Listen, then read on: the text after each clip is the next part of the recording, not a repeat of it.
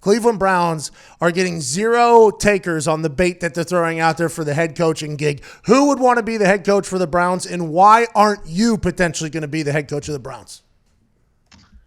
Well, I think this might be time to maybe make a spoiler alert that I'm throwing my hat in, and I'd like to be the next coach of the Cleveland Browns.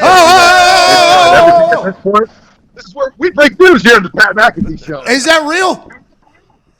I'm throwing my hat in. You know, they've tried everything from people that have coached, people that have a lot of experience, people that have running backs experience. How about a guy with no experience coach? I feel like that's really where they're missing. That's the last stone that they have yet to overturn, and I'm ready to take on the challenge. Okay, so there has been word out this morning from Bruce Feldman, who Dig says, by all accounts in the college football world, is in the know with the right people. He's saying that Urban Meyer is somebody that they are very much thinking about courting and trying to get that gig. Urban is still beloved in Ohio for what he did at Ohio State. Is that the right guy who could potentially come in, get the discipline for the team, find the right offensive coordinator, right defensive coordinator, and turn the Browns organization around, which is what has seemed to be about, 75 years of failure?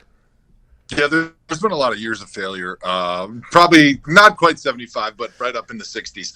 I think Urban Meyer, I'll give you the quick pros and cons on him. Pro, great leader, great with discipline, toughness, building that winning culture. And so I think as far as that side of it goes, they're really lacking that. And that's a big reason why Freddie's not the head coach anymore. You need somebody with a big personality who's going to command respect, who's going to demand it from his players. He's going to get a lot out of his players, and he's going to be able to take all those big personalities in the Browns and get them to play together as one for a common goal. So as far as leadership, building a winning culture, he's excellent. The thing that I would say is his biggest con is he's never worked in the NFL. So he doesn't have the contacts that he's worked with that have NFL experience to be able to hire a staff. And I think one of the most important and sort of underrated parts of being a head coach is building out that staff. Not only your coordinators, but all those assistants that are going to be working one-on-one with those players on a daily basis. You got to be able to put together a good staff that has some type of NFL experience, because the game is different from college to the NFL.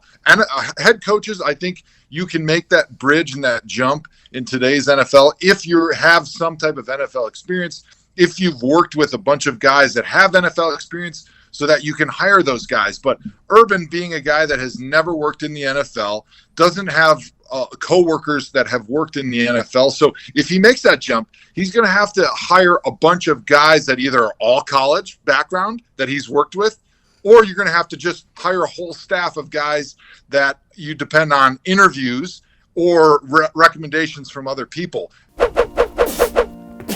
Well, hello there. Utilize the promo code Pay the Bills and get $20 off your first order from SeatGeek. Now, back to the magic. And so I think if you fill out a staff, the best staffs are going to be filled out with guys that you've worked with, that you trust, that you know how they're going to act and how they're going to coach guys on a day-to-day basis. Well, those guys also know your message. If they've been with you before, who's been coaching for a long time, it's going to be hard for Urban to dodge, dip, dive, duck, or dodge his way into a new coaching strategy if he brings somebody in that's different than his philosophy. Do you think that's more from a way they handle the humans or the way they handle the football aspect, the difference between the NFL and college when it comes to these coaches?